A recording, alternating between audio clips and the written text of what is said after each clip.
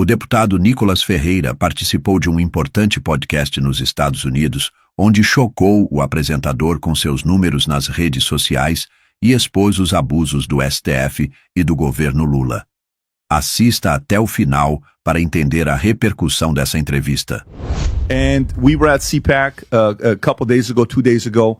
Eduardo Bolsonaro was there. He had a chance to speak. There was a lot of talks about Brazil. And then while we're there leaving, I kind of want a little bit of feedback from you here.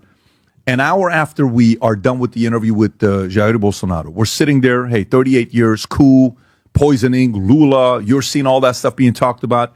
What can you tell us about what's going on there? So first of all, for me, it's an honor to be here, Patrick. Mike, thank you for what you're doing for Brazil. I talk about politics day by day in Brazil, but in Portuguese. So if I make any mistake here, I'm sorry. I'm trying to improve my English. And if I make any mistake, okay. So what's happening in Brazil? We have a Supreme Court. We are fighting against tyranny, censorship, especially from Alexandre de Moraes. And they try to silence the greatest leader of the right conservative wing in Brazil, that is Jair Bolsonaro. They say that he tried a coup, that he tried to kill Lula and the vice president, but we know that the one candidate of presidential elections was Jair Bolsonaro. He was stabbed in his belly by an ex-socialist affiliated party. And now they are trying to put him in jail for a fantasy coup. He was here in U.S. when it happened the 8th of January. People entering the Congress. It was a bad day for Brazil. But they are not any terrorists. They did, of course, some small crimes, but they are getting 17 years of jail. Like any other corrupted guy in Brazil, they get this for jail in Brazil. For corruption, for robbery, for anything. So we know that they are doing this to these people because they were wearing green and yellow t-shirts. If they were using red in Brazil is for the Labour's Party, for the socialists. If they were using red, maybe red, they would be free right now. So they are persecuting us for everything we say. Like for now, I'm being sued because I said that Lula is a thief and he should be in jail. So we are facing a tyranny in Brazil. It's very hard. Can you say that right now? So the fact that you're saying he's a thief and he should be in jail, you flying back to Brazil, is there any risk for you that anything could happen or no? Yes, of course. Being sued, criminal for saying that. Me as a deputy, I can say everything, and as all the Brazilians should say though, but we are not able to say the truths in Brazil. Now, your story, for some people that don't know, Rob, if you can pull up the clip, you were telling me this when we were together, this is you at 17 years old, right? Yes. This is a school where I think it's called PUC, if I'm not mistaken. Yeah, it's a Catholic university. And this is how you went viral. By the way, just so everybody knows, Nicholas has got 17 plus million followers just on Instagram. He posts a clip on Instagram. It gets 1 million likes, not even 1 million views. This guy's the biggest sensation there. While we're there walking around, everyone's saying he will be the president in the next 8 years. And the people want him to become the president in 8 years. But explain to us what happens here, because this is where people learn about you. You're 17 years old in this clip. Yeah, so just to let you know, guys, I came from a very poor neighborhood in Brazil called Cabana. I don't have any politicians in my family. I think I was the first crazy one to enter in politics. And I am graduated in law by the Catholic University. And at the time of 2015, 2016, there was an impeachment in Brazil that we took out Dilma's ex-president. And then everyone went to the street to go to the protests. And then, of course, me as a young guy, I did the same. But I started to post some videos on the internet and started to go viral. This one is the first one. In that stage, there was a lot of socialist leaders. And then I was working at my office, and I heard that the one guy called Leonardo Boff, it's a guy that he, how can I say that? He put the socialism in the church, in the churches, the Catholic churches in Brazil. And then I heard that he was in there. I said, I gotta say some things right to his face. But as a student, I couldn't. So I told a girl to come over and I said, I'm a huge fan of him. Please let me talk. And then she said, oh, okay, you're a student. Okay, go there. Of course, she thought that I was a leftist. And then I began saying, thank you so much. Thank you so much. Because of you, I'm not socialist. And And I started to punch him with my words, of course. And then it went viral. And this was my first video that went viral because I was only 17, 18 years old. I was entering in the law. So this school university. you're going to, is that like is this a liberal school? Is this a far left school or no? Yeah. So it is, but it shouldn't. Because it's a Catholic university, but it is a very liberal university. Rob, can you play that clip while he's, we're not going to understand what he's saying. I just want the audience to see when he walks up. I'm so skinned. Can you play the, that's Boa tarde a todos. Meu nome é Nicolas Ferreira, eu sou estudante de Direito da So you're thanking him right now. E, em primeiro lugar, eu gostaria de agradecer mesmo a todos. I'm appreciating Leonardo Boff. I'm saying thank you because you made me choose a side in my life. You made 2 interviews in 2003 saying that your theology is not necessarily Christian. In the second interview, that he said that communism was the worst thing in the world. A person said that, and he said that it was wrong. So how I know that how left is a hypocrite? You're saying this to his face. Yeah, I'm saying through his face. You can pause it right here, Rob. Yeah. So you play this clip. This goes out. Is this the first time Brazil learned about you? Like prior to this, they don't know who you are. Yeah, I think it was the first time. First time. They didn't know who I was. And at this point, do you have any aspirations of getting into politics or not yet? No, I was only into the protests, making some videos. And I wasn't running for anything. I was just 18 years old. I couldn't even run for city councilor. You have to be 21. In Brazil, private texts to family and friends are fast becoming as targeted by counter-disinformation techniques as public-facing posts on social media. This escalation of fact-checkers' interventions and sharing limits on text has been introduced through new speech constraints on popular encrypted apps such as WhatsApp, Telegram, and Rob, can you go a little bit higher so I can read the last sentence? These developments are being funded by millions of dollars in U.S. tax.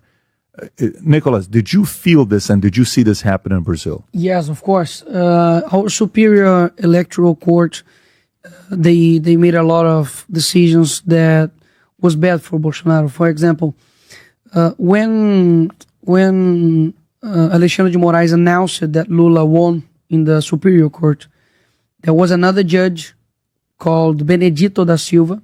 He just went through him and said, mission given, mission accomplished. Right. You have that clip, by the way, Yeah, Rob. and until now, this judge didn't came to public to say what I mean was that. He didn't say that. So it was very strange. There is another judge in Brazil called Barroso that after the elections that Bolsonaro lost, he said, we defeated Bolsonarismo. This is the one Rob played? Yeah, this is the video. Solicito que Suas Excelências, o senhor ministro Ricardo Lewandowski e ministro Benedito Gonçalves, solicito que conduzam ao plenário o excelentíssimo senhor presidente da República Federativa do Brasil eleito, Luiz Inácio Now he's Lula da Silva. announcing Lula as the president. And then this judge comes to him and say, mission given is mission accomplished. So what he means about that? Mission given, mission accomplished. So he was working against Bolsonaro. So he's a judge. He should be impartial. So this is one judge. It's the same. You can stop the video right there. This is the same judge that said that. This is Lula. And after that, he's receiving, I don't know how you say this in English, but he's giving some taps in his face as he was his best friend. So this is the kind of judge that's saying that Bolsonaro is a tyranny. He is a person that he's giving misinformation to Brazil. But at this point, because there's a lot of Telegram groups that you're a part of, right? That the communities are talking to each other. are you seeing what you can and can't do? Yeah, for example, I think that in other social medias, it was more, how can I say, it was clear to me that something wasn't coming to me. So there was some information that if you Google it, for example, you would find. There are some others information that you try to find and it was harder to find. So, for example, in the elections, you couldn't say that Lula had Maduro as a friend. You couldn't say that. You couldn't say that Lula was friend of Daniel Ortega from Nicaragua. So you couldn't say that. You couldn't say that Lula was supporting abortion, for example. I was sued. I was multa. I was fined for like 3,000 reals just because I made a video saying that Lula was supporting abortion, was supporting drugs, and I was fined because of that. So there's another minister of the Supreme Court called Gilmar Mendes that he gave an interview like maybe 6 months ago that he said that Lula is in presidents because of them. Like in any other country that gives politics seriously, it would be a scandal. But in Brazil, it's normal because the Supreme Court of Brazil is not more a judiciary power. It's a political power. So in the elections, for example, Bolsonaro, in our Independence Day, in 7th of September, he had a huge protest, like 2 million people in Brasilia, in São Paulo, and then he couldn't use these images for his network. He couldn't use. It was crazy. He Just couldn't. to show how many people were in attendance, you guys couldn't show. Yeah, he couldn't show that on TV. And for example, in the Labour's Party, was saying that Bolsonaro was a Hannibal. They were saying that Bolsonaro was a pedophile. They were saying that Bolsonaro would end up the férias dos trabalhadores, the holidays for the workers. So it was all that kind of disinformation, and anything happened with Lula and his friends. For Bolsonaro, anyone that, for example, questioned the voting system would be fined. My social media was down for 1 month because I just questioned the voting electronic machines. So my lawyer doesn't have access to the process. My social media just went bad because of political pressure, but not a judiciary process. So that what happened in 2022. We all thought that, of course, there was a interference in Brazil, but we didn't know where did it come, how they did that. But now it's clear that, as Mike said, that if it wasn't USAID, maybe Bolsonaro would be the president of Brazil today. Nikolas, for you, when you're hearing what he's saying, I'm assuming you see half of the stuff you already maybe have seen, or you know the judge, you're in the country, you go through it. But for the people, okay, today, Americans are listening to you, Brazilians are listening to him. That was my idea, for them to see the both messaging, to see what Brazilians are going to hear from Mike, to be inspired. What can I do, right? And from your end, for Americans to say, I love this guy, I need to be involved, I want to, share this information with other people. How can we do something about it? Yeah, what Mike said here, I think for all the Americans, it's very hard to understand, but it's the truth. You are paying taxes, and this taxes is going to interfere in our politics in Brazil. And it's not for the good, it's for the bad. If you see like the other page that the other one that was training Barroso, the think tank that was training Barroso. Yeah, those 3 ladies, Rob. The 3 ladies with right there. The Winston Center, the NDA, like all of these, they are training our judges. Like to you want to go to slide 1, by the way? I don't mean to interrupt. But no problem. Yeah, like to censorship us, Does that look familiar? Yes, it does. That's the USAID CEPS program. Is this something that judges want, or is it something that they're being told to do, though? So that's why these guys, if you hear again the Barroso speech, he says that we are winning so far the war because we don't want to happen what happened in 2018 again, this misinformation. So he says that Bolsonaro only won because of the fake news and disinformation, And that's why they need to combat this, because Bolsonaro and Bolsonarism, they are a threat to democracy, but they are the threat to democracy.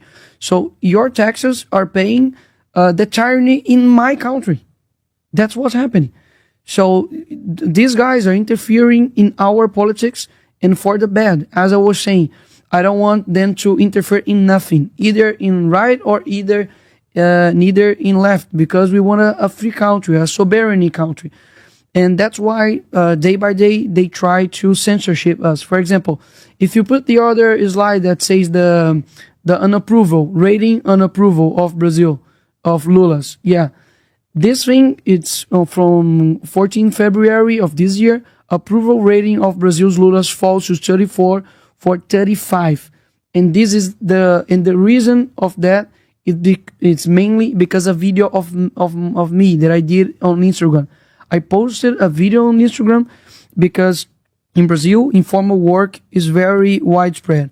And Lula government, as all the socialist government, they try to collect more tax from people. And then I made a video. It's up, go up more. This first one, I made this video and saying that 8.8 million likes. Yeah, it how has. Many, can you click on to see how many views this video got, Rob? Wow. Just click on the numbers of likes. Yeah. It'll show you if you click on that. Let me check it here. I think you need to go out. Middle column. No, Right? press on Reels. Yep. And then you go down. You're gonna find it. Okay, there you go. Yeah. Whoa. 327 Sheesh. million. Like this video, I think it's the most viewed video in 24 hours in the whole world. And that happened because all Brazilians were very unsatisfied and still unsatisfied with Lula government. And then they did. What are you saying in the message? Because the government tried to implement a measure to tax informal workers who move up 5,000 reals. It's less than $1,000 in their account. So anyone who was an informal worker and made this, who moved this in their bank account, would have the government controlling what he's doing in his bank account. So this small business would be very, how can I say, hurted. You know what? by How long is that video, by the way? How long? 4 minutes. So in the video, what are you explaining to them? I'm explaining that the government wants to do this with the small business, that Lula is spending a lot of your money, a lot of your tax money, that the judges, they don't put their bank accounts to open as they want to put the small business. And then I'm saying we need to stop Lula, otherwise he'll stop Brazil. And this video made the government back down, and the government took this What's measure. the date on that video, Rob? Sorry? What's the date on the video? It's It says 15 5 weeks ago. It's 15 January. Yep, right down here, January 14th. 14th. Wow. Sorry. Yeah, so 1 month after Lula approval rating got down because of this video. And that's why they try to censorship us, because with this video, I passed Lula of followers on Instagram, like or the majority of my videos. They had more than 1 million views. And that's why they try to push us down and say that we are threatening to democracy, because we talk to the people. As I said, I came from a very poor neighborhood. People listen to me, and I'm just speaking the truth. And then after this video, all the Lula's government said that they were going to sue me, that I did fake news, I did disinformation. But in the video, they couldn't find any lies, any fake news. So they couldn't do anything with me, but they threatened me a lot. So my security, I need to walk with more security in Brazil because of this. Because I'm so dangerous. You can see. Look at my face. You're very dangerous. I'm very dangerous to democracy, and there are a lot of traficantes, drug dealers in Brazil. They are being sold. Yeah, there are a lot of drug dealers in Brazil. They are being released by the Supreme Court, and they don't go against this kind of crime organization, but they move the whole world to put me, Bolsonaro, and others in jail. So people in Brazil are just desesperated by this kind of measure. Right now, is the confidence there that Bolsonaro, because you're 28, you cannot run till 2036, right? If I'm not mistaken. Yeah, I can run. Yeah, I need to be so 35. Right now, it's one of two things was the conversation. One, lower the age to run, which that's not the topic right now. You know, they may want you to run for Senate because that's one way to help, right? That's kind of one of the things we're talking about. So if they're not going to lower the age, and they have them right now not being able to run for 2026, and if they have control of all the three different branches of, like, you got Supreme and House and Senate, what can you do for them to allow Bolsonaro to run? Because if he does run, what's going to happen? His wife's going to be the face, kind of like what's going on with Venezuela, where Maria Corina Machado ran with, I think, what's the guy's name? Edmundo Gonzalez, I think that's his name. Yeah, I think that's right. Would that be kind of how they would do it? What do you think can happen? I really don't know what's going to happen in Brazil. When I talk to Bolsonaro, he says that I'm the candidate and that's all. I'm going to run for president. He's saying that. Yeah, so. he's saying that. So, and I asked him, what should I answer if someone says that maybe other candidate, maybe other person? He says, I am running for presidency. So I really don't know what's going on. I just don't think that the system will leave him free to run. I don't know that he will be able to run for presidency in Brazil. I really don't know, because they have a lot of power in Brazil. Yeah, so and we can do much, because if you are in a normal democracy, that you have the executive power, the legislative power, the judicial power, okay, it's fine. But me as a congressman, I don't have any power today. I just only have my voice. So that's why we're still speaking and giving speeches, because this gives hope to people. This defends the moral, the principles, the values of the Brazilian people. But that's all we can do. Like, we, of course, come here to US. Elon Musk shared a lot of videos of mine. It helps a lot. Mike is doing such an amazing job. But that's all we can do. I'm not saying it's less thing to do, but it's all we can do. So, but we can't do much. To me, okay. So if this thing's at from 80 to 34 to 24, you got 329 million views. I don't know if I've seen a video with 329 million views. And you're from Brazil. U.S. is a bigger country. Honestly, I don't know if I've seen a video with 329 million views, 8.8 million likes, and I'm talking. The only thing I guess I saw is when Messi's post got 77 million views on Instagram when he won the World Cup. Yeah. I mean, that's Messi winning the World Cup is what I've seen, right?